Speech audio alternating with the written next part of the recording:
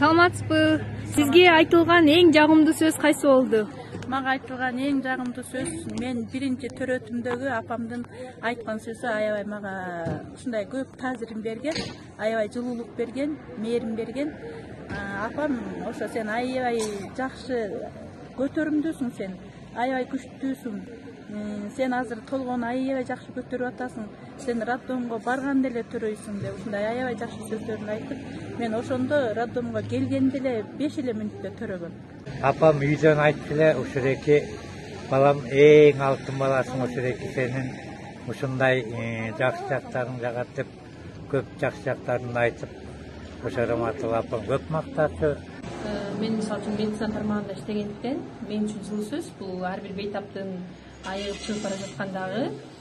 Рахмат сиздерге, мен ушу сиздердин артыңыздан балам айыгып калды, өзүм жакшы болуп айыгып кеттик деген сөздөр бул биз үчүн эң жылуу сөз. Жана мындай жан дүйнөңө азык берет десем дагы жаңылышпайм. Кыйын акылман киши бар эле.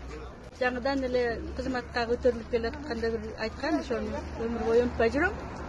Табиятынан тың адамдар болот дейт.